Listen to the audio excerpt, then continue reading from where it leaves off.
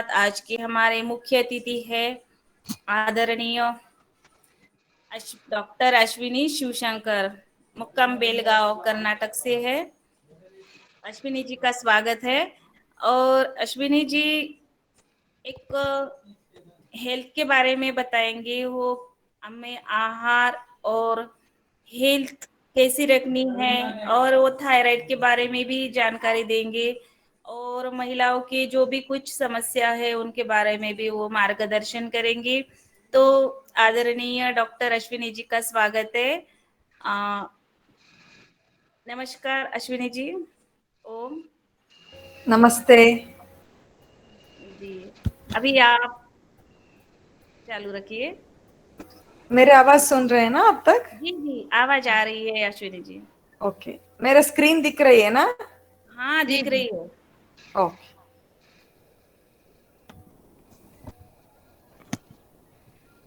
सभी को मेरा प्रणाम। मैं डॉक्टर अश्विनी शिवशंकर कर्नाटक से हूँ।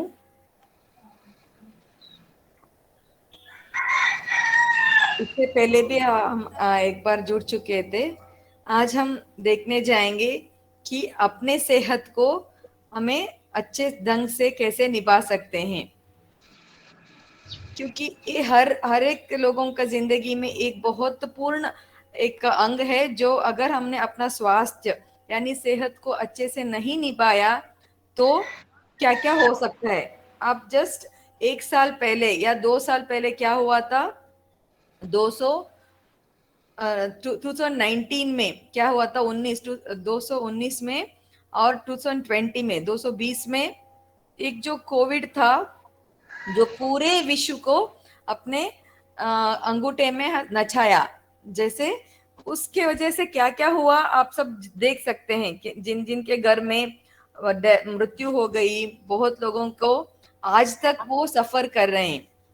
तब हमें एक महत्वपूर्ण बात समझ में आई, क्या है, अपने जिंदगी का जो सेहत है, सेहत को अगर अच्छे से नहीं निभाया और अपने जो बॉडी का इम्यूनिटी यानी इम्यून सिस्टम जो होती है उसको अगर हमने अच्छे ढंग से मेंटेन नहीं किया तो क्या क्या हो सकता है, ये सब हमने देखा है। जैसे कुछ लोगों को अगर हम सेम एयर, सेम पानी, सेम आहार विहार करने के बावजूद भी हम लोगों में एक ही घर में कुछ लोगों को कोविड आया, कुछ लोगों को नहीं आया। और जैसे भी बहुत सारे व्याधियां हैं जो क्या होता है, कुछ लोगों को अटैक करता है, उसी घर में रहते हैं, लेकिन कुछ लोगों को नहीं होता है। इसका वजह क्या होता है? अब जो हम सभी लोग है ना, हम हर एक लोगों का हर एक अलग अलग अपने बॉडी का एक इम्यूनिटी रहती है। ये किसके ऊपर डिपेंड रहती है? ये हर एक लोगों में अलग अलग रहती है। जो हम खाना खाते हैं, अपने जो खाने का अग्नि जो बोलते हैं ना, डाइजेशन जो बोलते हैं, जो हम खाने के बाद वो डाइजेशन कैसे होता है, और हम जो अपना डे टू डे एक्टिविटी जो बोलते हैं, सुबह जब उठते हैं तो रात में सोते हैं, इस सुबह से उठने से रात में सोने तक हमारा जो एक्टिविटी रहती है ना, वो हम कैसे मेंटेन करते हैं, वक्त वक्त पे खाना खाते हैं कि नहीं, और वक्त वक्त पे सोते हैं कि नहीं, ये सभी के ऊपर अपना जो लाइफस्टाइल होती है ना, ये सभी के ऊपर अपना लाइफस्टाइल होने के बाद ये वैदिक क्षमत्व अपने ऊपर इम्पैक्ट होता है। उसके लिए हमें देखेंगे क्या क्या देख के हमारी इम्यूनिटी अच्छा है कि नहीं है, अच्छा के देख सकते हैं। जैसे मैं बोलती हूँ, अपना जो स्ट्रेंथ यानी बल जो बोलते हैं ना, दैहिक बल बोलते हैं। अगर हमने किसी को बोला एक 5 kg वजन उठा दीजिए, तो कुछ लोग आसान से उठा पाते हैं, पर कुछ लोग क्या करते हैं, कुछ लोगों को बहुत तकलीफ होती है। वही 5 kg को अलग अलग व्यक्ति को अलग अलग तरीके से महसूस होता है। यानी उनका बल अगर अच्छा है तो वो आसान से उठा सकते हैं। अगर वही आदमी को अगर उनका दैहिक बल कमजोर है तो क्या होता है, वो बहुत परिश्रम लेके उसको उठाते हैं। और कुछ लोगों को क्या होता है, पूरे दिन काम करने से जल्दी से थकावट हो जाती है। कुछ लोगों की ऐसी रहती है कि पूरे दिन काम करने के बावजूद भी वो जल्दी से थकते नहीं हैं। ये सब के ऊपर अपना जो दैहिक बल जो रहती है उसके हिसाब से हम जान सकते हैं कि उसका जो इम्यूनिटी अच्छा है कि नहीं। अगर उनका दैहिक बल अच्छा है तो इम्यूनिटी अच्छा रहता है। और दूसरी बात क्या है, फॉलोइंग हेल्दी लाइफस्टाइल। अगर हमने अच्छे से अपने डेली का जो रूटीन रहती है ना उसको अगर अच्छे से मेंटेन किया, जैसे सुबह उठते हैं एक दिन 5 बजे और दूसरे दिन 9 बजे उठते हैं, और सुबह उठते ही खाना खा लेते हैं एक दिन और दूसरे दिन क्या करते हैं 12 बजे खाना खाते हैं। एक कुछ लोगों का रहता है ना डंग, विभिन्न विभिन्न daily daily different different lifestyle वो करते रहते हैं। वैसे करने से अपने बॉडी को बहुत कंफ्यूजन होती है ना बॉडी को।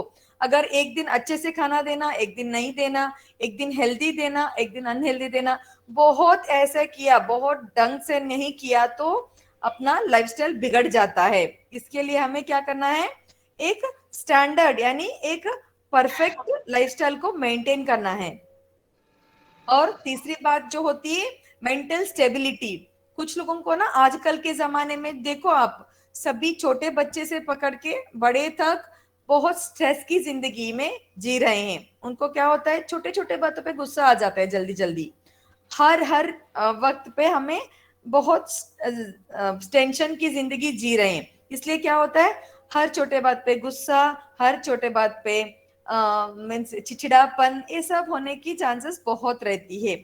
अगर हमें जो दुख आती है या सुख आती है, हर समय पे अपने आप को मेंटेन करने का, एक ही तरह से मेंटेन करने का ढंग पता चल गया तो हम क्या बोल सकते हैं, अपने आप को स्टेबल मैनेज कर पाते हैं। नहीं तो हमें ये व्याधि सभी आने की चांसेस बहुत रहती है। इसलिए हमें क्या करना चाहिए, हमें अपने आप को, ये जो पहले हम मेरे से पहले जो योगा कर रहे थे ना, बहुत सबके मुंह में मैं देख पा रही थी, सभी के मुंह में जो टेंशन रिलीफ हो रहा था, सभी एंजॉय कर पा रहे थे। ऐसे ही हमें एक सुबह की जो होती है उसको पॉजिटिविटी से ले लेना चाहिए। इससे अपनी मेंटल की स्ट्रेस जो होती है वो कम होता जाती है। इसलिए अपने तनाव जो होती है उसको कम करने के लिए योगा, ध्यान, इस सब की सहायता लेनी चाहिए। और इमोशनली बैलेंस रहना चाहिए। जब सुख आता है तो हमेशा खुश खुशी से रहना, और जब दुख आ गया तो रोते रहना, ऐसे नहीं करना चाहिए। उसको हमें इमोशनली बैलेंस करके रहना चाहिए। और अब अपने जो व्याधि आती है, जब बुखार आती है, तो उस टाइम में हमें उसके साथ फाइट करने के लिए अपने बॉडी में एक रेजिस्टेंस होना चाहिए, व्याधि क्षमत्व जो बोलते हैं उसको। वो अगर अच्छा है तो हम बोल सकते हैं इन सब के वजह से अपने बॉडी सेहत अच्छे है। अगर हमें ये अच्छे से रखना चाहिए, अपने सेहत को अच्छे रखना चाहिए, तो क्या क्या करना चाहिए, और वो करने के लिए अपने शत्रु जो बोलते हैं ना, हमें अपने सेहत को अच्छे रखने के लिए जो जो शत्रु हैं हमें, वो कौन से हैं, क्या क्या करने से अपने सेहत अच्छे नहीं रहता है, वो हम देखेंगे। जैसे अब हर एक बॉडी में त्रिदोषास रहते हैं, आपने सुना होगा ना, वात, पित्त एंड कफ। अगर ये त्रिदोषास जो हैं अपने बॉडी में अगर बैलेंस बनाए नहीं रहा, जैसे कि कुछ लोगों को गैस्ट्रिक प्रॉब्लम रहती है, कुछ लोगों को कफ का प्रॉब्लम रहती है। अगर ऐसी समस्या है तो हमें अच्छे से ट्रीटमेंट नहीं लिया तो क्या होता है, बैलेंस नहीं रहती है त्रिदोषास का, तो अब बिगड़ जाता है अपना सेहत। ये हमेशा के लिए त्रिदोषास को बैलेंस बनाए रखना चाहिए। और दूसरी बात यह है कि हम अगर बार बार हमें इन्फेक्शन हो रहा है, बार बार हम लोग बुखार या डिफरेंट डिफरेंट प्रॉब्लम से सफर कर रहे हैं, तो भी हमें अलर्ट रहना चाहिए कि हमें कुछ ना कुछ मेडिसिन लेना है। और तीसरा बात है डिहाइड्रेशन, यानी पानी जितना हमें पीना चाहिए। एक दिन में कितना पानी लेना चाहिए, मिनिमम 6 ग्लासेस, यानी एक 1.5 लीटर पानी, नहीं तो 6 ग्लासेस मिनिमम पानी लेना चाहिए। कुछ लोगों को क्या होती है, काम की अर्जेंसी में क्या करते हैं, कुछ लोग पानी ही नहीं पीते हैं। यही एक समस्या से, पानी कम पीने से बहुत डिसीजेस आ सकते हैं, और अपने बॉडी में जो ऊर्जा रहती है ना वो कम होता जाता है, बॉडी ड्राई होता जाता है। जो हम खाना खाते हैं वो अच्छे से डाइजेस्ट हो नहीं पाता है। इसलिए हमें जितना पानी लेना चाहिए उसके हिसाब से बॉडी के असेसमेंट को लेके पानी लेना चाहिए। और कुछ लोगों को ये शुगर, बीपी या थायराइड या अलग अलग तरीके के क्रोनिक डिसीजेस होते हैं जो जिंदगी भर वो सफर करते रहते हैं, उसके लिए वो अपने सेहत को बिगड़ हुए रहते हैं। उनको भी अच्छे से बनाए रखने के लिए बहुत एफर्ट करना चाहिए। और कुछ लोगों को क्या होता है, बहुत बुरे आदतें होती हैं, वो कॉफी पीना, सिगरेट और अल्कोहल, ये सभी कैसे बहुत बुरे तरीके के आदत होते हैं। उनको अगर है तो उनको सेहत को बनाए रखना बहुत डिफिकल्ट होती है। और कुछ लोगों को क्या होती है ना, आजकल हम देख सकते हैं जो कंप्यूटर इंजीनियर्स हैं वो सब क्या करते हैं, रात में बहुत देर से सोते हैं, जैसे कि वो 2 बजे तक उठे रहते हैं और सुबह 10 बजे या 9 o'clock 9 बजे उठ जाते हैं। तो क्या होती है, नींद अगर अच्छा नहीं है तो और बार बार हमें जर्नी करना पड़ता है तो भी समस्या होती है। और जो बहुत इंपॉर्टेंट है, जैसे मैंने बताया है, मानसिक तनाव, अगर मानसिक तनाव भी बहुत है तो ये जो पॉइंट्स हैं बहुत अपने सेहत को बनाए रखने के लिए ये शत्रु जैसे हैं, इनसे हमें दूर रहना चाहिए। अगर अपने जिंदगी में ये सब हमें डिस्टर्ब कर रहे हैं तो इनसे हमें मेंटेन करके थोड़ा दूर ही रहना अच्छा है। अपने जो बॉडी का दैहिक बल जो मैं बार बार बोल रही हूँ, ये बहुत 3 टाइप के होते हैं। जैसे सहज बोलते हैं, जो हम शुरू से जब पैदा होते हैं तो ही हमारा बल बहुत अच्छा रहता है कुछ लोगों का, तो उसको क्या बोलते हैं हम लोग, सहज बल बोलते हैं। अगर दूसरा बल जो है कालज, जैसे कि हम देख सकते हैं ना, अगर वर्षा ऋतु जैसे कि रेनी सीजन है, वर्षा ऋतु में कुछ लोगों का बल, सभी लोगों का बल क्या होता है, कम हो जाता है। जैसे ठंडी का मौसम है, यानी ऑटम सीजन है, जो ठंडी का मौसम में हमारा बल बहुत अच्छा रहता है और गर्मी के मौसम में भी अपना बल कम ही रहता है। जैसे सीजन सीजन पे अपना बल वेरिएशन होता रहता है। जैसे अगर छोटे बच्चे हैं उनका बल थोड़ा कम रहते हैं, बड़ों से कंपेयर किया तो बच्चों का बल थोड़ा कम ही रहता है। और युक्तिकृत हमें पता रहना चाहिए किस टाइम में क्या क्या खाना करना चाहिए। कुछ लोगों को सुबह इतना छोटा खाना खाते हैं और रात में बड़ा बड़ा इसमें खाना खाते हैं और बहुत देर से खाना खाते हैं, उससे क्या होती है, पाचन क्रम अच्छे से नहीं हो पाता है। अपनी युक्ति से हमें समझ लेना चाहिए। अगर हमें सुबह अच्छे से खाना खा लिया, सुबह हमें बहुत खाना काम करना रहता है तो वो पक जाता है। अगर हमने क्या किया, सुबह थोड़ा करके, टाइम नहीं रहता ना, तब थोड़ा ही करके रात में बहुत टाइम है करके बहुत खाना खा लिया तो पाचन नहीं होने से भी बल कम हो जाती है। अगर हम जो खाना खाते हैं वो अच्छे से पच गया तो ही हमें अपने बल मिलता है, नहीं तो बल नहीं मिलता है। इसलिए अपने युक्ति को यूज करना है, कब कैसे खाना खाना चाहिए, ठंडी के मौसम में कौन सा खाना खाना चाहिए और गर्मी में कौन सा खाना चाहिए, इस तरीके से असेसमेंट करके किस किस काल में किस किस का कौन सा खाना खाना चाहिए, ये सब करके जो अपने बल को अच्छे रखते हैं उनका सहज बल, कालज बल, युक्तिकृत बल, ये तीनों बल अच्छे रहते हैं। सहज बल को अच्छे रखने के लिए क्या करना चाहिए, अब एक औरत प्रेग्नेंट है तो हमें पहले से ही, जब प्रेग्नेंट रहती है तो बच्चे का बल उसी टाइम से शुरू करना चाहिए। इसलिए हम बोलते हैं ना गर्भ संस्कार, जब वो प्रेग्नेंट रहती है तो गर्भवती में शुरू से ही उसका बच्चे का बल को ध्यान में रखते हुए खाना करना चाहिए, तो उसी टाइम से अपना बल को निर्धार कर पाते हैं। और अब हम देखेंगे क्या क्या करने से अपने जो इम्यूनिटी होती है ना वो बढ़ा सकते हैं।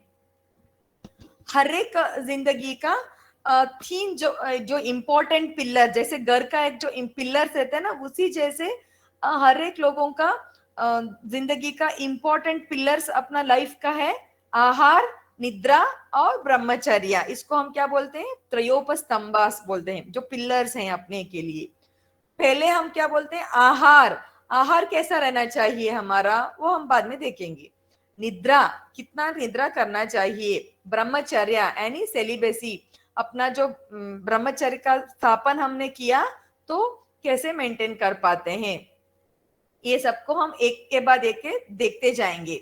और दूसरा बात है सद्वृत्ता, अपना जो बिहेवियर है दूसरों का साथ, सोसाइटी में अपना जो बिहेवियर कैसा है, इससे भी अपना इम्यूनिटी हम अच्छे से बढ़ा सकते हैं अपने सेहत को बढ़ाने के लिए, क्योंकि मानसिक जो स्टेबिलिटी रहती है वो सद्वृत्ता से ही हमारी बन सकती है। और तीसरी बात है दिनचर्या और ऋतुचर्या, जैसे मैं बता रही थी हमारे दिन का जो एक्टिविटीज हम करते हैं सुबह से उठने से और रात में सोने तक, उसको हम दिनचर्या बोलते हैं, वो कैसे रहना चाहिए। और ऋतुचर्या यानी सीजन, जैसे मैंने बता रही थी वर्षा ऋतु में कैसे रहना चाहिए, वो सब हम देखते जाएंगे। और अग्नि, जैसे अपना अग्नि जितना रहती है उतने से हमें खाना कैसे करना चाहिए। और वेग धारणा, इसके बारे में भी हम देखते जाएंगे। सबसे पहले हम क्या देखेंगे, आहार। आहार में से हमें कितने खाना करना चाहिए, कुछ लोगों को पता नहीं रहता है पेट कब भर जाता है और कितना खाना करना चाहिए। आपको जस्ट इमेजिन करो, आप अभी राइस को पका रहे हैं, जैसे आपने अन्न को पका रहे हैं, तो हमें कैसे करते हैं, हम अन्न को पकाने के लिए एक पात्रा को लेते हैं, है कि नहीं, हम एक पात्रा में 1 गिलास राइस को डालते हैं और 2 गिलास पानी डालते हैं। आपने कभी राइस को रखते हुए और पानी डालते वक्त पूरा उसको नेक तक डालते हैं क्या, नहीं ना, हम हमेशा क्या करते हैं थोड़ा स्पेस बचाए रखते हैं, क्योंकि वो पकने के लिए उसको स्पेस चाहिए। वैसे ही अपने पेट में भी अपने ये वेसल जो है उसको इमेजिन करो अपने पेट के जैसे, अगर हमने भी ऐसा ही किया जैसे अभी हम खाना कर रहे हैं, तो हम पूरे पेट भर खाना खा लिया तो वो पकता कैसे है, हमें पकने के लिए उसका स्पेस देना चाहिए ना। वैसे ही जैसे मैंने इधर दिखा रही हूँ आपको, 3/4 हमें क्या करना चाहिए, सॉलिड फूड जितना रहता है वो आधा पार्ट हमें राइस को रखना चाहिए, लिक्विड पोर्शन पानी 1/4 पार्ट, और 1/4 पार्ट हमें क्या करना चाहिए, एम्प्टी छोड़ देना चाहिए उसको, ताकि वो राइस पक के उसको अच्छे से सॉलिड सेमी सॉलिड बन के वो राइस बन जाता है। उसी जैसे अपने पेट में भी आधा पोर्शन हमें रोटी चावल जो भी है वो सब लेना चाहिए, उसके बाद हमें साथों साथ पानी के साथ लेना चाहिए, और जो बाकी 1/4 पार्ट बचा रहता है उसको हमें एम्प्टी छोड़ देना चाहिए।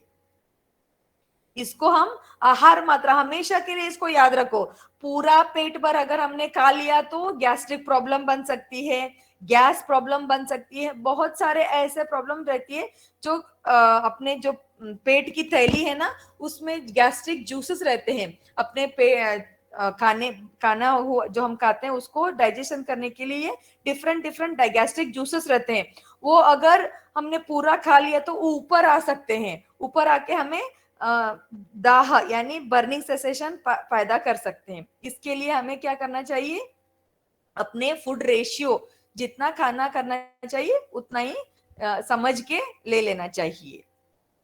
और जो दूसरी बात है, हमें कौन से टाइप के खाना, जैसे कुछ लोगों को मधुर रस यानी स्वीट्स बहुत पसंद रहते हैं, वो लोग क्या करते हैं बहुत ज्यादा स्वीट्स खा लेते हैं, कुछ लोगों को बहुत स्पाइसी हट्टा खट्टा बहुत पसंद रहती है, वो ज्यादा वही खा लेते हैं।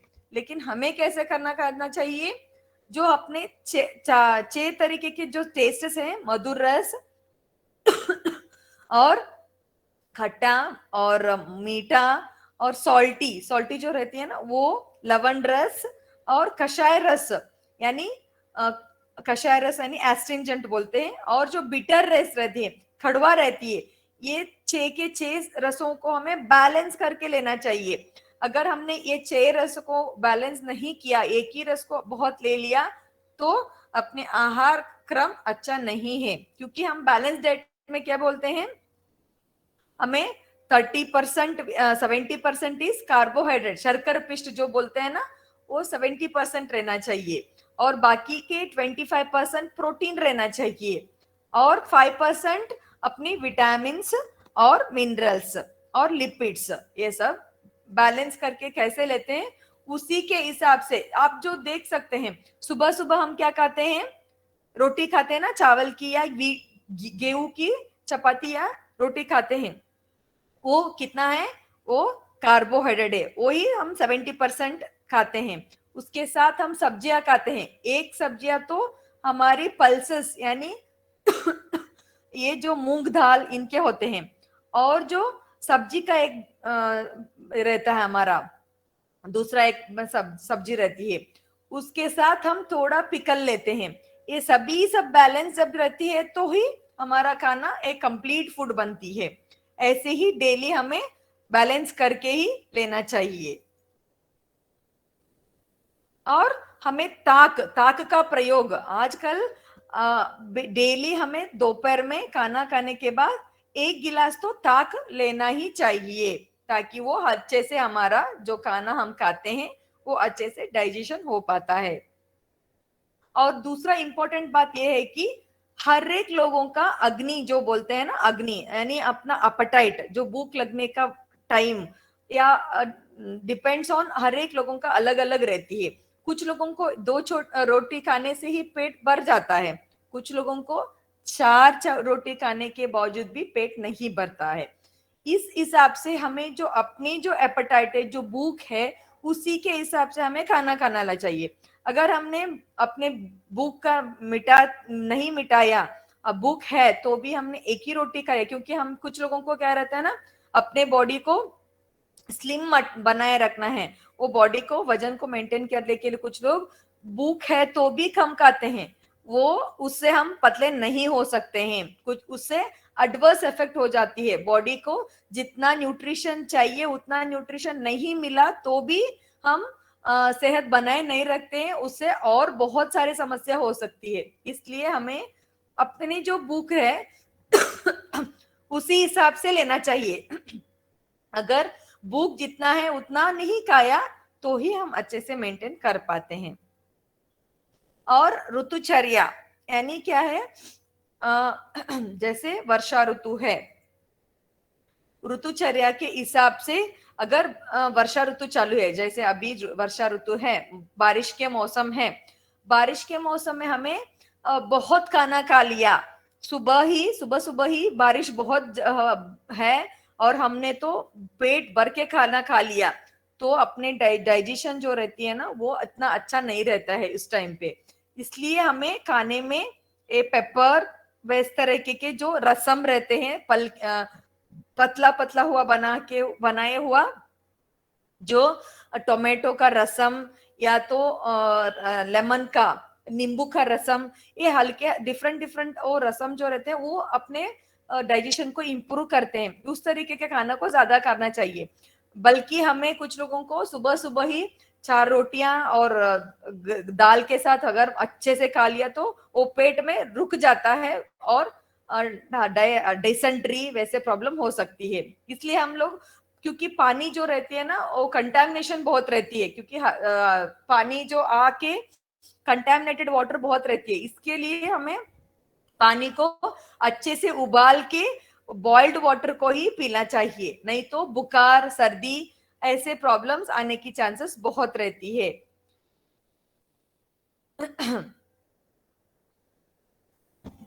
हमेशा वर्षा ऋतु में हमें अलर्ट रहना चाहिए कि अपने डाइजेशन के ऊपर ही हमें लेना चाहिए खाना।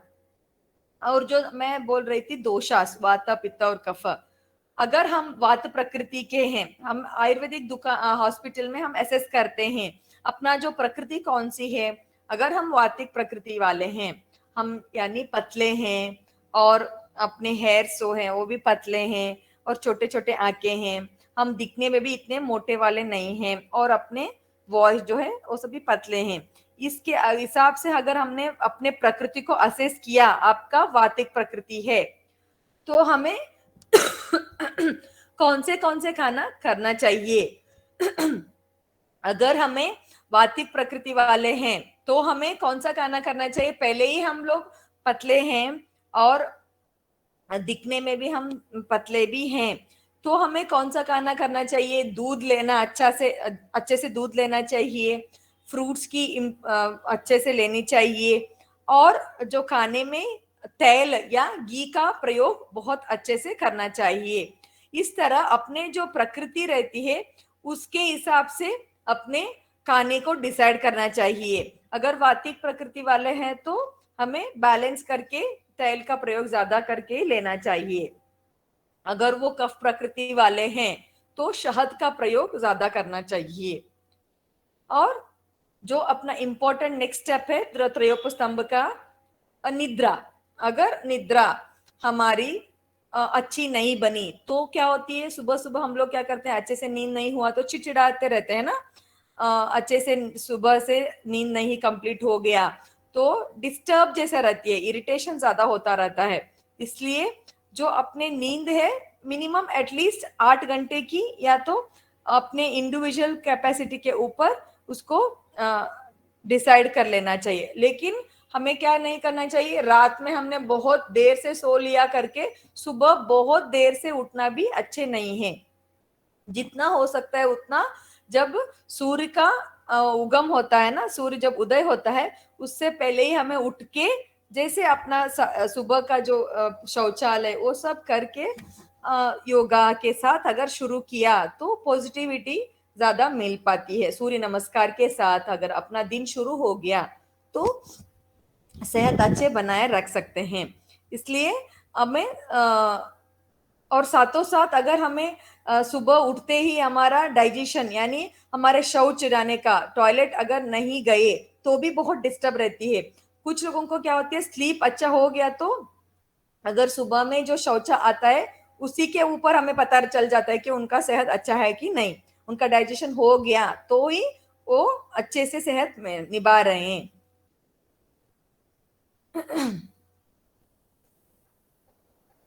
और कुछ लोगों को सुबह रात में इमिडिएटली नींद नहीं आती है, बहुत देर से नींद आती है, वो तभी भी उनका सेहत के लिए कुछ ना कुछ तकलीफ होती है, उसके लिए भी हमें मेडिसिन लेना चाहिए।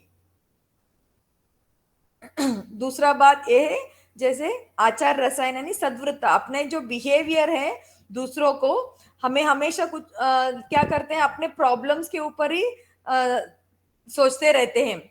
हमें उसका सॉल्यूशन के बारे में नहीं चाहिए, हमें अपने साथों साथ वो प्रॉब्लम को भी बढ़ाते रहते हैं हम लोग, क्योंकि हमेशा उसी के बारे में, मेरा ये समस्या है, मेरा वो समस्या है। जब दूसरों से बात करते हैं तभी भी हमारा सोच उसी के ऊपर डिपेंड रहती है। हमें जितना हम प्रॉब्लम के साथ डिस्कस करते हैं उससे अच्छा उसका सॉल्यूशन, यानी क्या प्रॉब्लम का सॉल्यूशन क्या हो सकता है उसका हमें सोचना चाहिए। उसके डिस्कशन किया तो वो जल्दी से सॉल्व हो जाता है। तो अपना जो बिहेवियर है, इस तरह के जो अलग अलग जो अच्छे अच्छे लोगों के साथ हमें रहना चाहिए, वो सब अगर हम प्रैक्टिस कर पा रहे हैं तो क्या करती है, हम लोग अच्छे से रह पाते हैं। अपना जो एटीट्यूड यानी बिहेवियर, जो जो एक लोगों को देखने से हमें पता चल जाता है ना, वो आदमी देखने से ही हमें लगता है कि कुछ एक पॉजिटिविटी मिल जाती है। उस जैसे अगर हमने देने का ढंग शुरू किया तो पॉजिटिविटी मिलती है। उसके लिए हमें क्या प्रैक्टिस करना है, योगा में बोलते हैं ना, योगा आसन करने से पहले यम नियम यानी शौच संतोष, ये सब अपने आप में हमें प्रैक्टिस कर रहे हैं तो हम उस जैसे योगी जैसे आदमी बन सकते हैं। उन जैसे बनने के लिए हमें अपने जिंदगी में उसको अडॉप्ट करना चाहिए। जैसे दूसरों को बोलते हैं हम लोग, ये नहीं ऐसे डांटना नहीं चाहिए, दूसरों को बोलना बहुत आसान रहते हैं, लेकिन अपने जिंदगी में उसको अडॉप्ट करने के लिए बहुत डिफिकल्ट महसूस होता है। उसे हमें क्या करना चाहिए, पहले छोटे छोटे बातों भी हो लेकिन अपने जिंदगी में उसको अडॉप्ट कर लेना चाहिए, प्रैक्टिस करना चाहिए।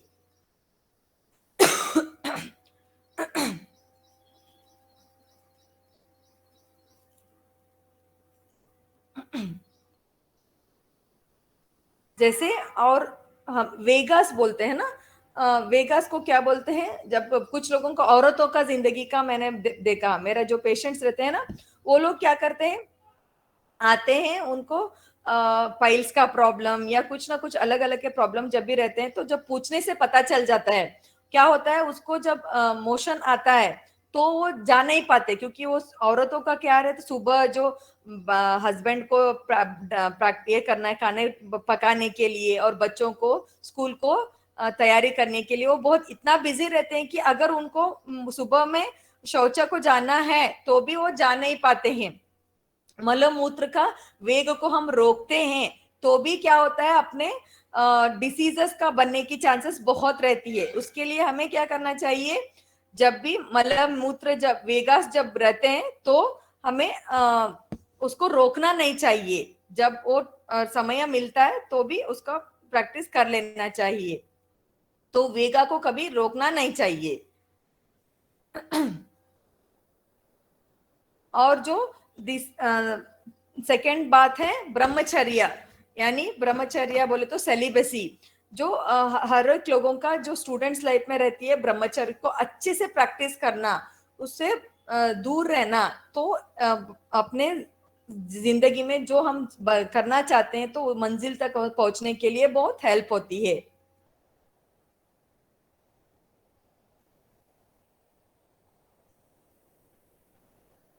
और जैसे हम देख रहे हैं, वैसे ही जे आज आज हमने क्या क्या देखा, पहले तो आहार के बारे में देखा, आहार का पात्र जो सेहत को निभाने के लिए है वो सब हमने देखा। और निद्रा, जितना निद्रा करनी चाहिए उतना ही टाइम पे हमें लेना चाहिए, वो सब हमने देखा। कितने मात्रा में खाना करना चाहिए वो सब हमने देखा। और दूसरा इम्पोर्टेंट जो है वक्त वक्त पे निद्रा का इम्पोर्टेंस क्या है वो सब हमने देखा। और ब्रह्मचर्या ये सब देखा। और ऋतुचर्या, हर एक टाइम पे जिस वक्त में हमें करना चाहिए वो सब भी हमने देखा। इसके बाद अगर हमने थोड़ा लाइट वुमेन के जिंदगी में देखा, क्योंकि जो औरतों का लाइफ जो रहती है ना, वो बहुत विभिन्न रहती है। क्योंकि औरतों को जैसे मैं दिखा सकती हूँ, माँ के जो 8 हाथों हैं उसी के जैसे एक औरतों को दो भी हाथ हैं, तो लेकिन उसका काम बहुत रहते हैं। बच्चों को ये करना, अपने काम को जाने का टाइम है तो उसको रेडी करने का, और पूरे घर को संभालने का, और घर में जो ससुर रहते हैं उनको भी मेंटेन करना, ये सभी काम जो औरतें को रहती है ना, वो सबको मेंटेन करने के लिए उसको क्या करना चाहिए, स्ट्रांग रहना चाहिए। वो अगर स्ट्रांग रखनी है औरतों को तो क्या क्या करनी चाहिए, क्योंकि औरतों की जिंदगी में 3 जो इम्पोर्टेंट स्टेजेस हैं, जो मेनार्के यानी जो मानसिक मासिक स्टार्ट जो होती है, ऋतुमती जब पहली बार होती है उसको हम मेनार्के बोलते हैं, वो स्टेज। और दूसरा जो है प्रेगनेंसी, गर्भावस्था, और मेनोपॉज, तीसरा जो है ऋतुमती का स्टॉप हो जाना, ऋतुस्राव का बंद हो जाना। ये तीनों अवस्था में अगर वो अच्छे से अपने ख्याल नहीं कर पाई, क्योंकि ये हर अवस्था में वो औरत दोबारा जन्म लेती है। हर एक अवस्था में अगर उन्होंने अच्छे से देखभाल सेहत का नहीं किया, अपने आप को समझ नहीं पाया, तो वो कभी कभी एंड उसका कुछ ना कुछ कॉम्प्लिकेशन होके एंड हो जाता है। उसके लिए हमें क्या करना चाहिए, वो जब अवस्था आती है, ऋतुमती का अवस्था, गर्भावस्था, जो ऋतु का ऋतुस्राव अंत होने का अवस्था, ये सभी अवस्था में प्रेगनेंसी को वुमेन्स को, औरतों को अच्छे से सेहत को बनाए रखनी चाहिए। आजकल जो हम देखते हैं मासानुमासिक स्राव जो होती है, हर हर 4 लड़कियों में एक लड़की को समस्या हमेशा रहती है। एक तो उसको आर्तव का महीने महीने ठीक तरह से नहीं होता है, अगर हुआ तो भी ब्लीडिंग कम तो होती है, नहीं तो बहुत ब्लीडिंग होती है, 5 दिन से ज्यादा ब्लीडिंग होती है। और हैवी पेट में दर्द होती है, जबकि मासानुमासिक स्राव हो जब होता है तो पेट में बहुत बुरा दर्द होती है, नहीं तो बॉडी में थकावट होती है, चिड़चिड़ापन होती है। इस तरीके के प्रॉब्लम में वो महिलाएं सफर हो रहे हैं। उसके लिए भी ये सेहत को बनाए रखना बहुत इम्पोर्टेंट है।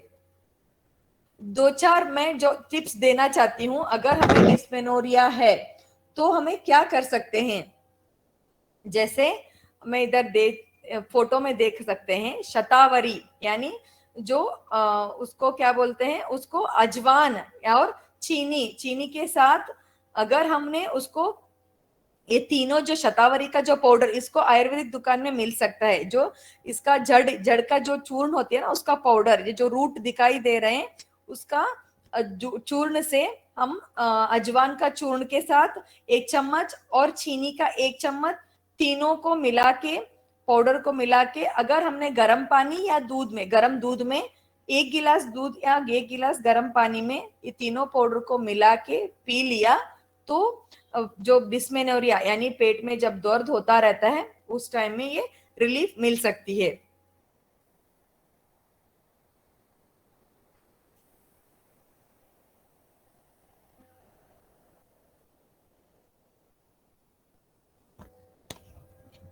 जैसे अभी हम देख रहे हैं पीसीओडी का समस्या, कुछ लोगों को पीसीओडी की वजह से बहुत मोटे हो जाते हैं, मासानुमासिक उनका अच्छे से नहीं हो पाता है, तभी भी हमें क्या करना चाहिए, आंवला का पाउडर जो रहता है ना, उसको अगर आंवला का पाउडर या तो पेस्ट भी चल सकता है, 1 चम्मच हल्दी, हल्दी के साथ 1 चम्मच आंवला का पाउडर को दिन में 2 बार उसको चिबा सकते हैं, नहीं तो दोनों पाउडर को मिला के शहद के साथ उसको चेट भी सकते हैं।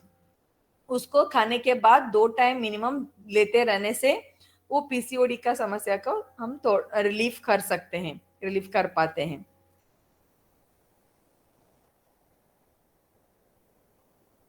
और जो महिला, जो लड़कियां होते हैं ना, जो कॉलेज गोइंग जो स्टूडेंट्स रहती हैं, या 15 एज से 20 तक जो लड़कियां रहते हैं, उनमें से अगर वो पतले भी हैं तो उनको वजन बढ़ाने के लिए, नहीं तो अपने जो चेहरे का जो ऊर्जा को बढ़ाने के लिए हमें क्या कर सकते हैं, डेट्स यानी खजूर, खजूर को जो रात में पानी में भिगो के, उस जो सुबह उसको जो पेस्ट मिलती है, वो खजूर को लेके उसको पेस्ट बना के, उस पेस्ट में 1 गिलास दूध को, गर्म दूध को मिला के अगर पी लिया डेली, तो ये जो करने से वो महिलाओं को बहुत स्टेमिना, बल जो मिलता है, बहुत अच्छे से हेल्प हो सकता है। और नेक्स्ट है गर्भ संस्कार यानी प्रेगनेंसी का अवस्था। मैंने जैसे बताया, एक बच्चे का जो बल किसके ऊपर डिपेंड रहती है, एक गर्भिणी महिला जो रहती है उसके ऊपर उस बच्चे का पूरा जिंदगी का बल जो रहती है, जब वो प्रेग्नेंट रहती है तब भी उसका बल का डिसाइड करने की फैक्टर रहती है। अगर वो एक गर्भवती महिला अच्छे से खाने का ढंग और लाइफस्टाइल अच्छा रखा, तो छोटे जो बच्चा जो पैदा होने वाला है उसका बल माँ के बल के ऊपर ही डिपेंड हुआ रहता है। इसके लिए हमें गर्भ संस्कार यानी गर्भ से ही उसका देखभाल कर लेना चाहिए।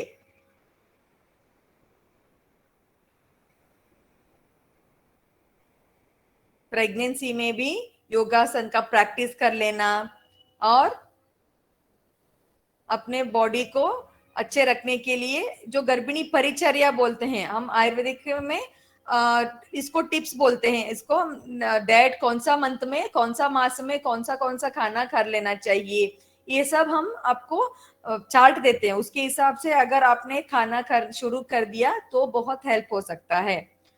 और अपना विहार, आहार के साथ विहार का भी बहुत इंपॉर्टेंस रहती है। जैसे डेली हमें योगा करना चाहिए और डेली रिलैक्सेशन करना चाहिए, मेडिटेशन करना चाहिए, और पानी का जैसे बताया, पानी जितना लेना चाहिए उतना लेना का प्रैक्टिस कर लेना चाहिए। ये सब करने से हम प्रेगनेंसी को अच्छे से मेंटेन कर पाते हैं। और ऋतुस्राव का बंद हो जाना यानी जब मेनोपॉज बोलते हैं ना, मेनोपॉज जब बंद होता है तो हार्मोनल का चेंजेस औरतों के लाइफ में बहुत चेंजेस आती हैं। जैसे उनको क्या होते हैं, उनका एनर्जी लेवल कम होती जाती है, वो मेमोरी जो उनका जो मेमोरी रहती है वो दुर्बल हो जाता है, वो याद कर नहीं रख पाते हैं।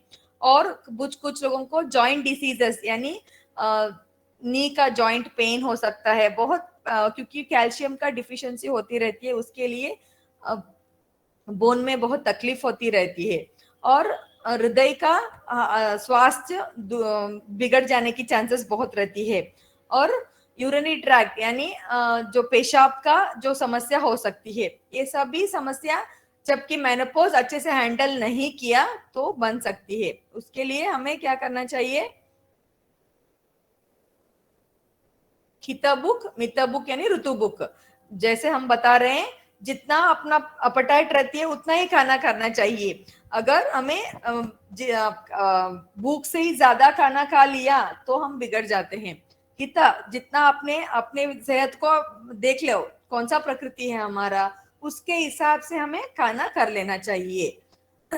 और मित थोड़ा ही खा लेना चाहिए। और ऋतु मैंने जो बताया सीजनल, कौन सा ऋतु में कौन सा खाना कर लेना चाहिए उसके हिसाब से हमें लेना चाहिए।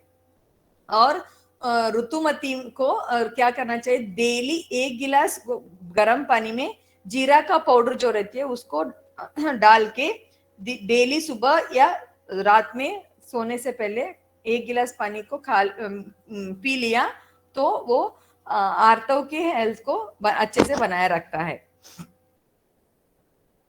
इस तरह हमने, और हलीम जो बोलते हैं उसको अगर हमने दूध या गर्म पानी में डाल के पी लिया तो ये जो बैक एक रहती है, पेट में दर्द या जो होती है बैक एक, उसका समस्या के लिए बोन को स्ट्रांग बनाए रखने के लिए हेल्प होती है। अगर हमने मेनोपॉज हार्मोन का एक सिंपल सा चार्ट दे दिया तो हमें दशमूल का 2 चम्मच पानी के साथ और अस्थि पोषक लड्डू यानी अस्थि पोषक चूर्ण जो मिलता है कैल्शियम वाला, वो अगर हमने पाउडर के साथ भी ले सकते हैं, दूध के साथ पाउडर को ले लेना तो बहुत अच्छा होती है। और शतावरी कल्प उसको दूध में डाल के पी लेने से मेनोपॉज को हम प्रिवेंट कर सकते हैं। ऐसे जो हमने पहले ही बोला था जो टिप्स, अगर हमने इसको अच्छे से मेंटेन किया तो सेहत बनाए रखना अच्छा है। ये जो हमने डिस्कस किया आज, आहार, निद्रा और ब्रह्मचर्या, दिनचर्या, ऋतुचर्या और अग्नि को बैलेंस बनाए रखना, और वेगा को न रोकना। जब वेगास आते हैं तो उनको रोकना नहीं चाहिए। और साथों साथ ये सभी के साथ अगर हमने रिजुवनेटिव थेरेपीज यानी आयुर्वेदिक की सहायता से रसायन यानी जो टॉनिक के जैसे इम्यूनिटी को बढ़ाने के लिए जो टॉनिक देते हैं, वो की सहायता से भी हम अपने रसायन थेरेपी के साथ अपने इम्यूनिटी को बढ़ा सकते हैं। इस तरह हम जो अपने सेहत को बढ़ाने के लिए ये सब प्रैक्टिस अच्छे से करेंगे तो आसानी से हम अपने कौन सा भी बीमारियां आ जाओ, कौन सा भी कोविड क्या लॉकडाउन आ जाए तो भी अपने सेहत अपने हाथ में रहता है।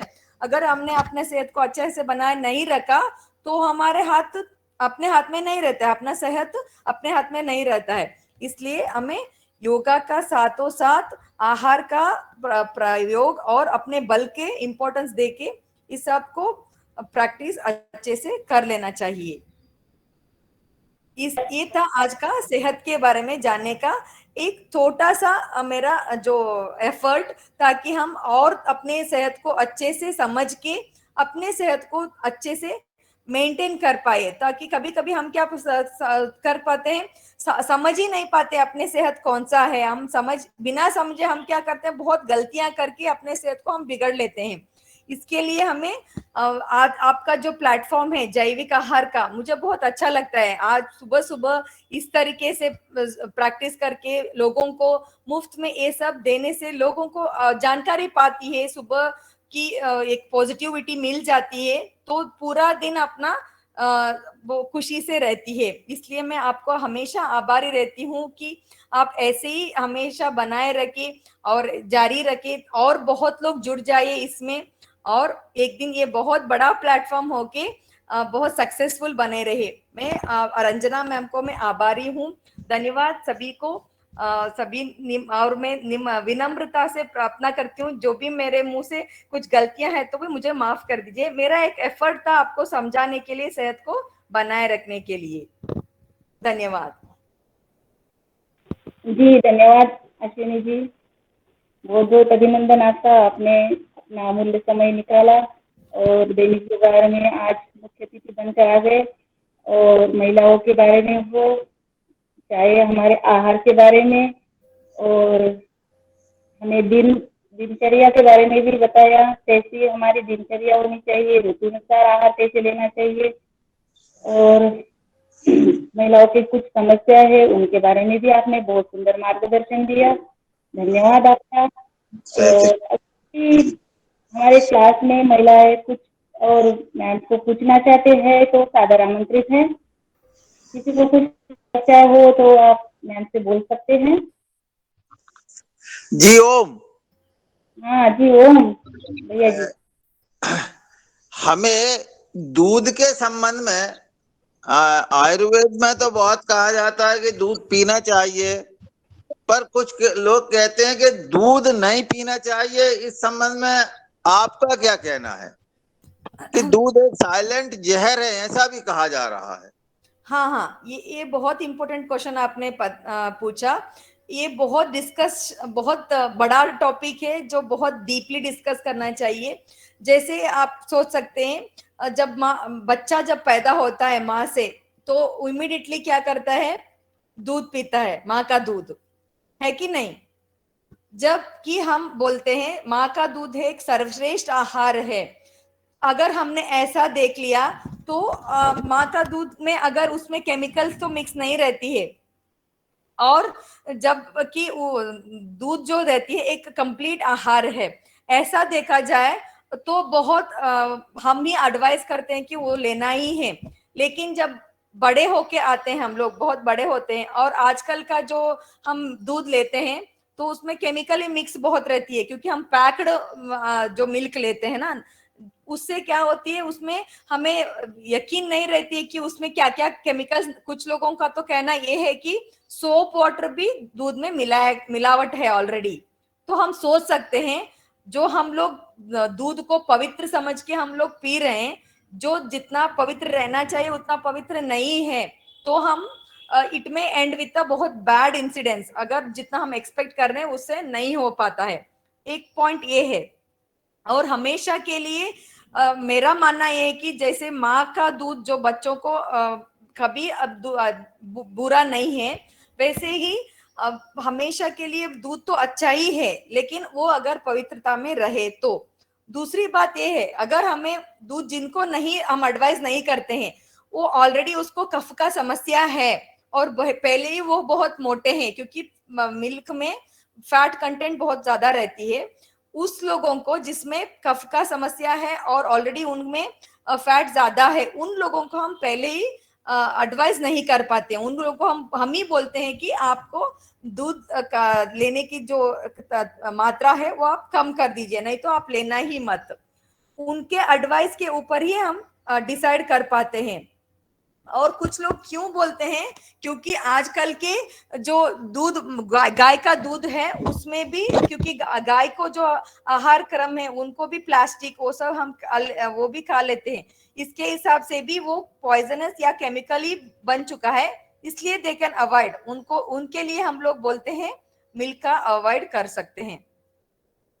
एक्चुअली ये बहुत डिस्कस करने वाला पॉइंट है, क्योंकि ये हर एक लोगों को अलग अलग पॉइंट के ऊपर डिपेंड रहती है। जी ओम। धन्यवाद। शायद आपको समझ में आया, क्योंकि ये इंडिविजुअली हम बोल सकते हैं। अगर आपको कोई तकलीफ नहीं है तो नॉर्मली हम दूध को तो ले सकते हैं, लेकिन अगर आप में, जैसे मैंने बताया, कफ का समस्या ये सब है तो आप अवॉइड कर सकते हैं। आदरणीय रघुवंशी जी कुछ पूछना चाहती हैं? मैडम जी ओम। सर बोलिए सर। मैं रामकृष्ण रघुवंशी, नमस्ते। Master trainer, Narmadapuram, MP, Madhya Pradesh. नमस्ते सर। नमस्ते।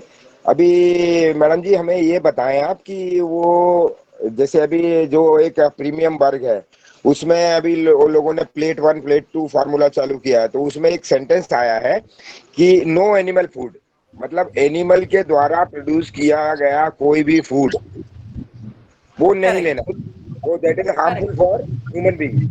तो नो एनिमल फूड में अभी जैसे अभी गाय के लिए ऊपर एनालिसिस हुआ तो A2 आया उधर। अब A2 में क्या क्या कंटेंट है वो आपको भी पता है, हम लोगों को भी कुछ कुछ पता है। तो जो नो एनिमल फूड वाला जो फार्मूला, और एक तरफ आयुर्वेद ये कहता है कि गाय का दूध अमृत है, ठीक है। तो अभी ये दोनों में कंट्रोवर्सी है और फाइट चल रही है, तो थोड़ा सा इस पे प्रकाश डालें, आप इस पे रोशनी डालें। करेक्ट। जैसे एक तो ये बात बहुत इंपॉर्टेंट है कि आपने जो पॉइंट रेज किया है, एनिमल फूड को अवॉइड करना है। जैसे नॉन वेजिटेरियन और वेजिटेरियन शुरू से आप पहले आ रहा था। मेरा अगर हम इसलिए हम बोलते हैं ना, एक मन में से एक ये आना चाहिए कि हमारी एक जो एटीट्यूड या पर्सनालिटी जो रहती है, कुछ लोगों की पर्सनालिटी ऐसे रहती है, उनको तो छोटे से मच्छी जो मच्छर जो रहते हैं ना, उसको मारना भी बहुत बड़ा पाप है। और कुछ लोगों का ऐसा मानना रहता है कि वो क्या बोलते हैं, नॉन वेजिटेरियन जो खाते हैं ना, उन लोगों को तो वो कुछ गलतियां नहीं लगते उन लोगों को।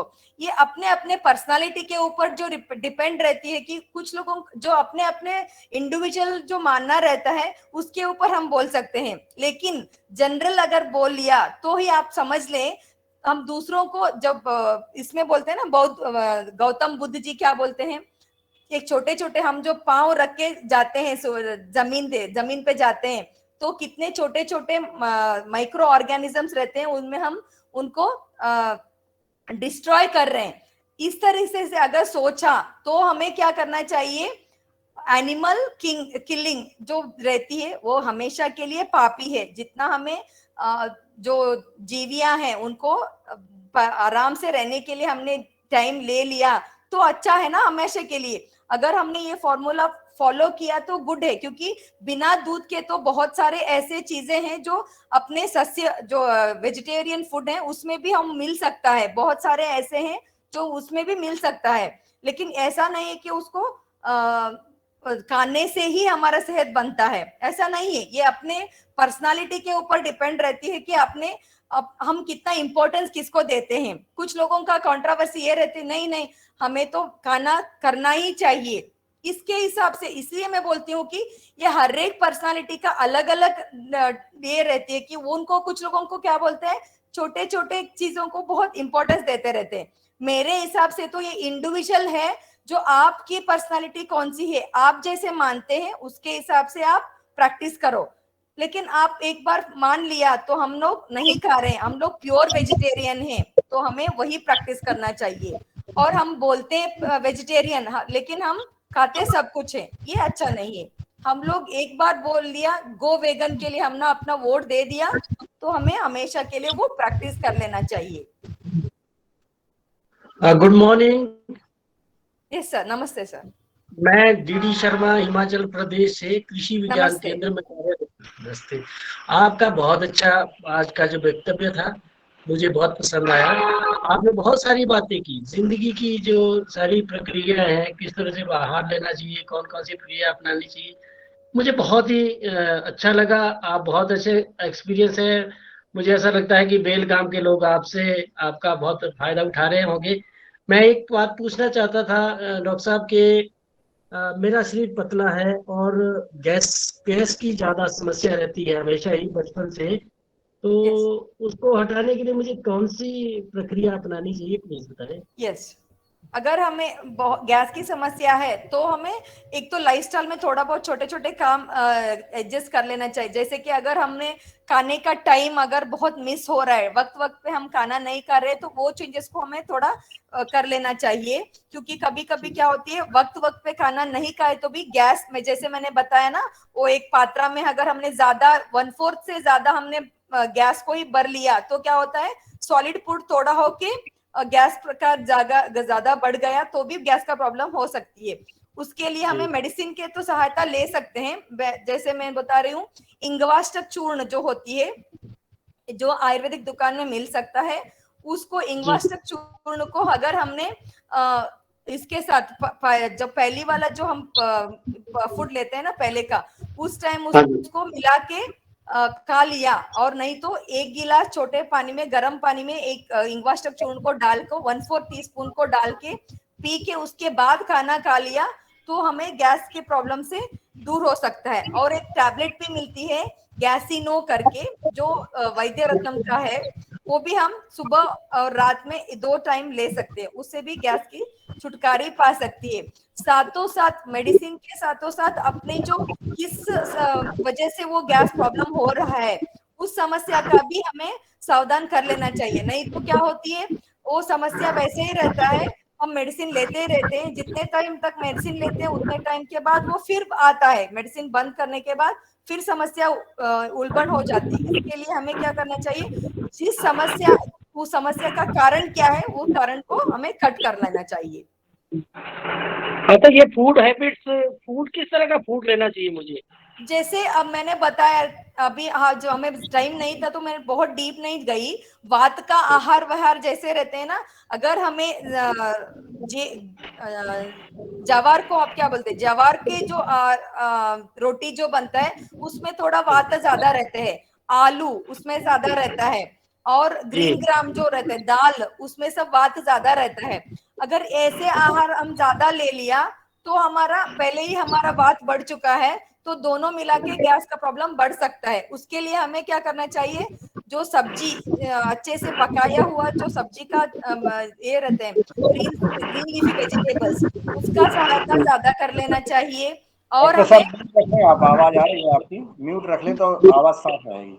जी सुनाई दे रहा है क्या हुआ? जी बहन जी, डॉक्टर साहब सुनाई दे रहा है, वो उनको म्यूट किया है, आवाज आवाज डबल आ रही थी। ये आप ओके, कंटिन्यू करिए। अभी सुनाई दे रहा है ना? दे रहा है, बोलिए आप, बोलिए। हाँ, ओके ओके। तो हमें क्या करना चाहिए, उसके लिए जो वातक आहार है उसको अवॉइड करना चाहिए। टाइम टाइम और वक्त वक्त पे नहीं खाना, वो बहुत इंपॉर्टेंट है। अगर हमने वक्त पे नहीं खा लिया तो मैं उस फिगर में दिखाया था ना, जितना खाना रहना चाहिए उतना खाना नहीं रहा तो भी वो डेफिनेटली इट मैन इम्पैक्ट, वो वात बढ़ सकता है। और सॉलिड फूड जितना मैंने बताया, आधा तक तो सॉलिड रहना चाहिए, 1/4 पानी रहना चाहिए, 1/4 गैस रहना चाहिए। हम क्या करते हैं, 1/4 से ज्यादा हम बढ़ सकते हैं, ये 1/4 गैस के ज्यादा हम बहुत स्पेस भी छोड़ दिया तो गैस सॉलिड इतना ही है, बहुत जल्दी से पक जाता है वो, तो गैस रह जाता है उधर। इसलिए वो खाने को अच्छे से रेशियो में रखना चाहिए हमें। और जो ये जो मैंने बताया, चिप्स ज्यादा खाना और बाहर का जो रहते हैं पापड़, ये सब अगर ज्यादा ले लिया तो वात का यानी गैस बढ़ जाने का चांसेस बहुत रहती है। उस टाइप के फूड को थोड़ा अवॉइड कर लेना चाहिए। जी धन्यवाद। हाँ जी ओम। मैडम एक और जो है कि बुखार के बाद हमें दूध के साथ रात्रि की रोटी खाना चाहिए, इसका क्या कारण है? बुखार के बाद रात का रोटी खाना चाहिए कि नहीं खा रहे हैं, ऐसे पूछ रहे हैं ना आप? खाना चाहिए दूध के साथ। दूध के साथ ऐसे आपको बोला है किसी ने? हाँ। नहीं नहीं, मेरे हिसाब से तो नहीं, क्योंकि वो जो रात का बचा हुआ रोटी जो रहती है वो बहुत गुरु होती है, डाइजेशन होने के लिए बहुत वक्त लेती है। जबकि आपका जब बुखार से आप छूट जाते हैं तो आपका जो अग्नि रहती है वो बहुत कमजोर रहती है। उस टाइम में आपको हमेशा हल्के से पचने वाले आहार को ही लेना चाहिए। मेरे हिसाब से तो मैं हमेशा वो एडवाइस नहीं करती हूँ, क्योंकि जो आहार आपको जल्दी से पक जाता है, जैसे लघु आहार बोलते हैं, गंजी या चावल का जो बनता है फ्रेश वाला गरम वाला, उसी को मैं एडवाइस करती हूँ। जो रात में वो सब तो मैं हमेशा बिल्कुल एडवाइस नहीं करती हूँ। जबकि बुखार इमीडिएटली उतरा हुआ हो तो मैं तो एडवाइस नहीं करती हूँ, वो अच्छा नहीं है। क्योंकि गुरु आहार तो अग्नि को कमजोर कर देती है। अग्नि को हमेशा के लिए बनाए रखने के लिए हमें क्या चाहिए, हमें जो लघु आहार की इस्तेमाल करना चाहिए। जी जी जी। धन्यवाद आदरणीय डॉक्टर अश्विनी शिवशंकर जी। आपने आज योगाहार कार्यक्रम में जो अपना मार्गदर्शन दिया है, और हमारे जो कम समय में जिन्होंने सवाल कर सके, हमारी बहनों ने भाइयों ने सवाल किए हैं, और अन्य का बिना उसके आपका समाधान मिल गया है। और बहुत बहुत शादीवाद देने के योगाहार कार्यक्रम में आप पधारी। और मैं इस पतंजलि किसान सेवा समिति एवं Patanjali organic research institute Haridwar के द्वारा आयोजित इस कार्यक्रम में मैं आदरणीय पतंजलि योगपीठ हरिद्वार से आदरणीय हमारे सीजीएम श्री पवन सर जी जुड़े हुए हैं और वो रोज सुबह से लेकर पूरे योगाहार कार्यक्रम को सुनते हैं। मैं चाहूँगा कि वो आएँ और अपना कमेंट इस योगाहार सदन में हमारे योग शिक्षक और हमारे चीफ गेस्ट महोदय के लिए उद्बोधन देने का कष्ट करें। जी नमस्कार, धन्यवाद। आज की हमारी मुख्य अतिथि अश्विनी जी, डॉक्टर अश्विनी, आपका बहुत बहुत अभिनंदन है।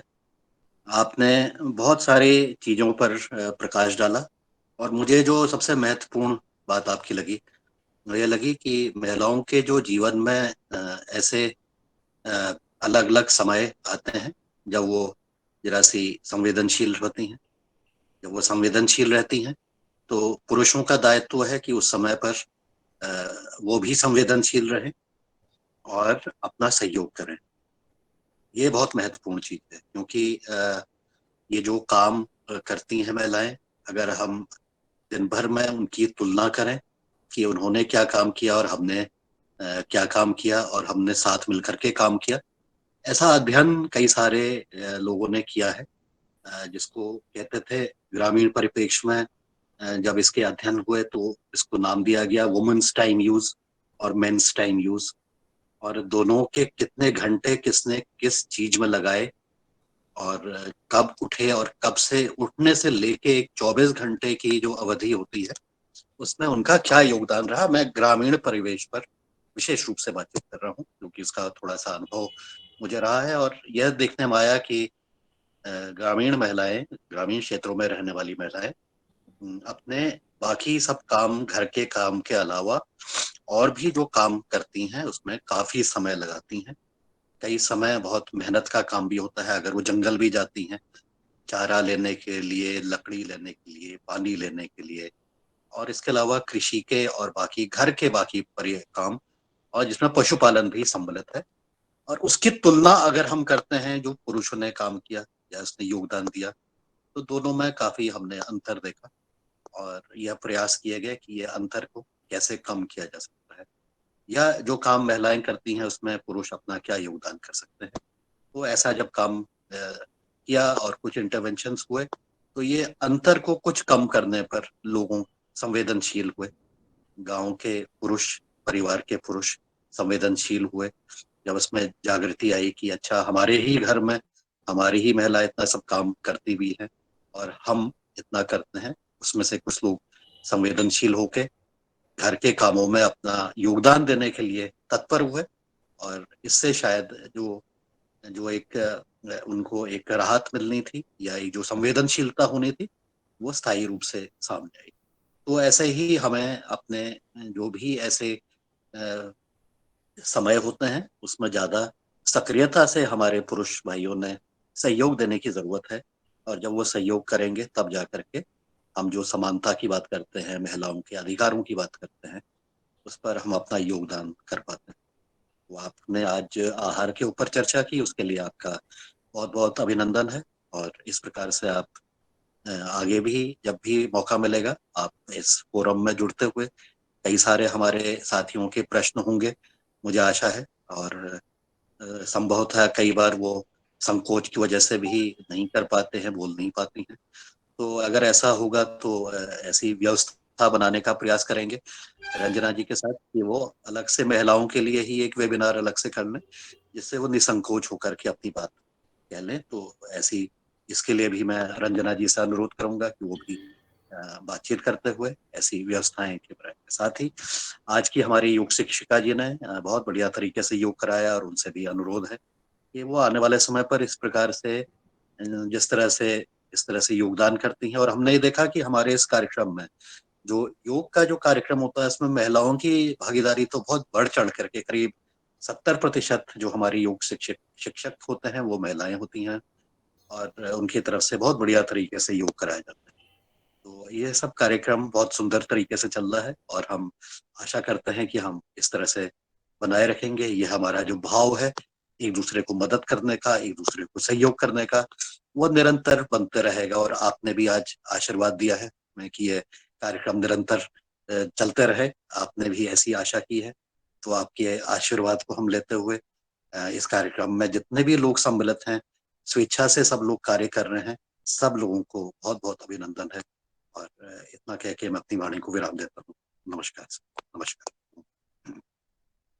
धन्यवाद आदरणीय सर जी, आपने का हमेशा मार्गदर्शन रहता है, और जैसा कि डॉक्टर अश्विनी जी ने आज हम सबको मार्गदर्शन दिया, और आगे भी भविष्य में हमारी बहनों की जो समस्याएं हैं उनका समाधान भी आपके द्वारा होगा, ऐसा आपने आश्वासन दिया है।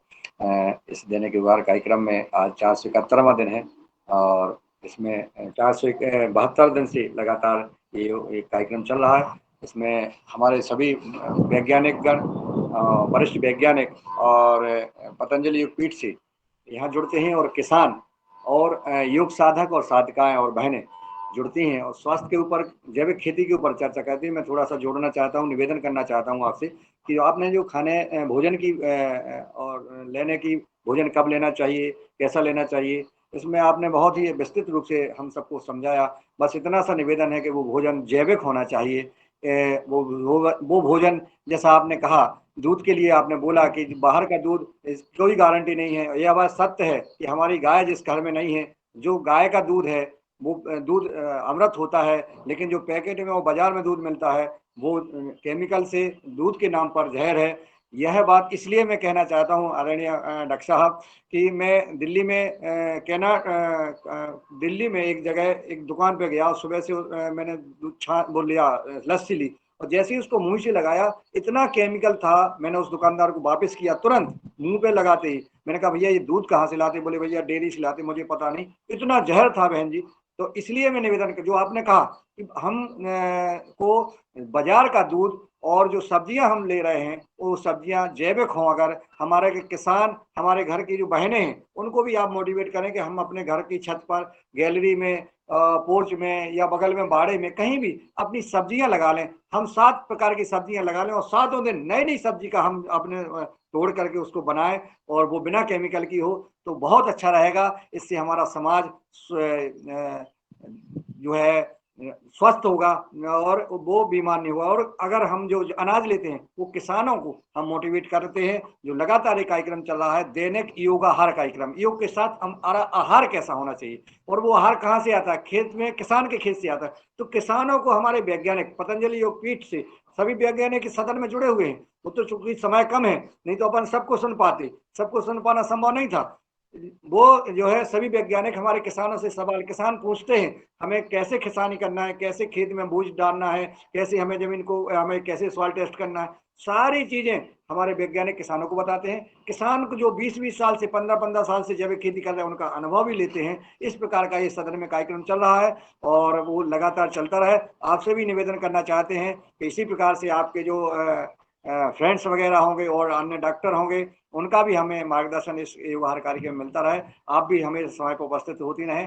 धन्यवाद आपका। और मैं आज की व्यवहार कार्यक्रम का समापन की ओर ले जाने के लिए मैं आदरणीय रंजना जी से आमंत्रित करता हूं कि वो आए और सबका आभार ज्ञापित करने का कष्ट करें। रंजना जी तक आवाज पहुंच रही है? जी जी धन्यवाद आदरणीय मुनीला जी, एक मिनट।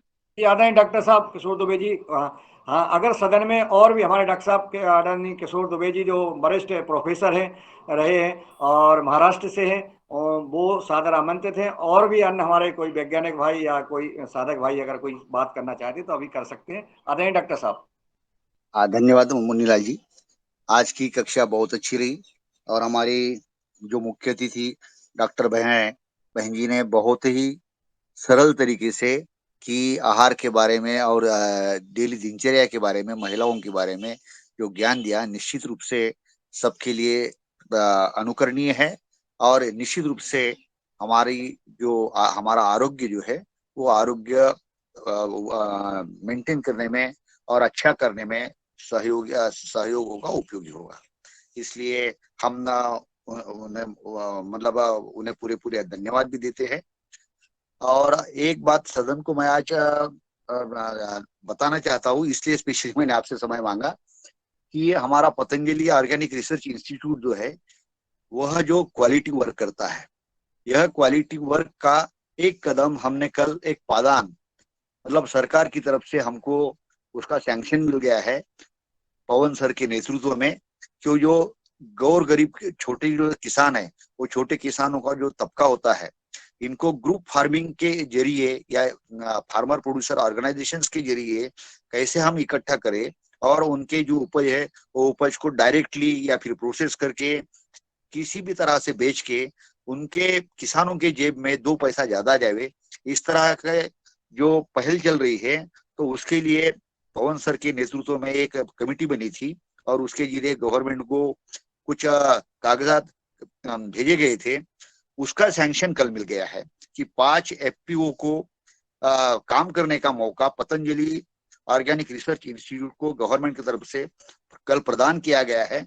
मैं हम सब के तरफ से, पूरे सदन के तरफ से और पतंजलि ऑर्गेनिक रिसर्च इंस्टीट्यूट के सभी कार्यकर्ता और पतंजलि किसान समिति और योगाहार के सभी कार्यकर्ताओं की तरफ से पवन सर का हम बहुत बहुत अभिनंदन करते हैं इस मंच से। और इसी के साथ मैं मेरे वाणी को विराम करता हूँ। धन्यवाद। धन्यवाद आदरणीय डॉक्टर साहब, आपने जैसा कि बताया आदरणीय पवन सर जी के बारे में, चूंकि उनके बारे में कहना अब तो डॉक्टर साहब ने शुरू कर दिया है। मैं बताऊं आपको, जो सदन में उपस्थित हमारे चीफ गेस्ट डॉक्टर साहब अश्विनी जी और सदन में उपस्थित लोग, हमारे आदरणीय पवन सर जी का जो उनका स्वभाव है, जो एक माता पिता का स्वभाव होता है, एक घर के मुखिया का जो स्वभाव होता है, और उनकी कर्मठता, माने सुबह 4 बजे 5 बजे से उठ जाना और पूरे इस दैनिक योगाहार कार्यक्रम में सुबह 5:30 बजे से जुड़ जाना। परम आदरणीय हमारे पवन सर जी पतंजलि योगपीठ के एक कर्ता धर्ता हैं। इस दैनिक जो जैविक कृषक खेती का जो कार्यक्रम चल रहा है, कृषि अनुसंधान परिसर जहां स्थापित है फेज 2 के बगल में, और सुबह 5:30 बजे से लेकर रात 11 बजे भी हमने किसानों के साथ आदरणीय पवन सर जी को संवाद करते हुए देखा है, सुना है, 11 बजे रात तक। और इतना मतलब सुबह से लेकर विषम परिस्थितियों में, बीच में पिछले साल कितनी बारिश हो रही थी, बारिश में भी आप किसानों के खेत में जा रहे हैं, आदिवासी बस्तियों में जा रहे हैं, छोटे से छोटे किसान के खेत में जाकर के उन इतना अच्छा आज वो जो है डॉक्टर साहब ने बताया कि सरकार ने पतंजलि ऑर्गेनिक रिसर्च इंस्टीट्यूट के जो प्रस्ताव को पास किया है। और मैं आप लोगों को एक और शुभ सूचना देना चाहता हूँ, मध्य प्रदेश सरकार ने भी पतंजलि को चुना है जैविक खेती के विषय पर काम करने के लिए, कि मध्य प्रदेश में भी पतंजलि को चुना गया है और देश में सरकार ने जो है पतंजलि को चुना है। तो पतंजलि भारत का भविष्य हम लिखते हैं, यह बात सही है और आप लोग उसके साक्षी हैं और आप लोग उसके सहभागी हैं, और हमें गर्व होना चाहिए परम पूज्य योग ऋषि स्वामी रामदेव जी महाराज जी पर, परम सिद्ध आचार्य बालकृष्ण जी पर, जो इस युग के मैं तो भगवान कहूंगा, क्योंकि कोरोना काल में जो कर दिखाया है वो कोई करने वाला नहीं था। धन्यवाद आदरणीय डॉक्टर साहब, आपने बहुत बहुत हार्दिक बधाई, शुभकामनाएं हम सबको और आदरणीय श्री पवन सर जी के इस पुरुषार्थ को नमन। आदरणीय रंजना बहन जी को सादर आमंत्रित करते हैं कि वो आए। और धन्यवाद आदरणीय भाई साहब, और अभिनंदन आदरणीय पवन कुमार सर जी का, बहुत बहुत मेहनत करते हैं हमारे आदरणीय पवन सर, उनका भी। और मध्य प्रदेश का ही वो भी सब किसान बहुत अच्छे से कार्य कर रहे हैं हमारे, तो उनका भी मैं अभिनंदन, और हमारे पूरे दैनिक योगाहार के सभी कार्यकर्ता और सभी टीम का भी मैं आभार धन्यवाद करते हुए, आज की हमारी योग कक्षा बहुत सुंदर रही, उनका बहन जी का भी मैं आभार व्यक्त करती हूँ। और हमारे जो आज की मुख्य अतिथि थी डॉक्टर आदरणीय अश्विनी जी, शिवशंकर जी, उनका भी मैं आभार और धन्यवाद व्यक्त करते हुए, हमारे आज के दैनिक योगाहार क्लास में जितने भी पार्टिसिपेंट, जितने ही महानुभाव, जितने ही बहनें जुड़े हैं, उनका मैं सभी का आभार व्यक्त करते हुए, आदरणीय मुन्नीलाल भाई जी मध्य प्रदेश से, और आदरणीय अनविता पाटिल अश्विनी जी, और आदरणीय भगवान दास कुशवाहा जी, आदरणीय भुवनेश्वर राय जी, आदरणीय डीडी शर्मा जी, आदरणीय दिनेश जी सेमवाल जी, आदरणीय डॉक्टर किशोर दुबे जी, आदरणीय डॉक्टर गुप्ता, ज्योति गुप्ता जी, आदरणीय कृष्ण कुमार महतो जी, आदरणीय कुलदीप उनियाल जी, आदरणीय नीलकंठ सावड़े जी, आदरणीय पंडित वारंगी जी, आदरणीय हमारे पवन कुमार सर जी, आदरणीय पुण्यकाम समर्थ जी, आदरणीय रघुवीर रावत जी, आदरणीय राजपूत चौधरी जी, आदरणीय राजश्री कुशवाहा जी, आदरणीय राम जी मेहरा जी, आदरणीय रमेश चंद्र मेहरा जी, आदरणीय रूप सिंह राजपूत जी, आदरणीय शरद वर्मा जी, आदरणीय सुरेश जी, आदरणीय उमाशंकर प्रसाद जी, आदरणीय वर्षा हरणे जी, आदरणीय विनोद भट्ट जी, आदरणीय योगा आरसी से भाई जुड़े और हमारे कुछ भाई और बहनें लेफ्ट हुए, उनका भी मैं आभार व्यक्त करते हुए दैनिक योगार का कार्यक्रम ऐसे ही उन्नति पर जाए, सबकी शुभकामनाएं के साथ कल मिलते हैं सुबह 5:30 बजे दैनिक योगार क्लास में नवीन नए योग शिक्षक और नए मुख्य अतिथि के साथ। सभी को सादर प्रणाम, सभी को ओम, सभी को वंदन।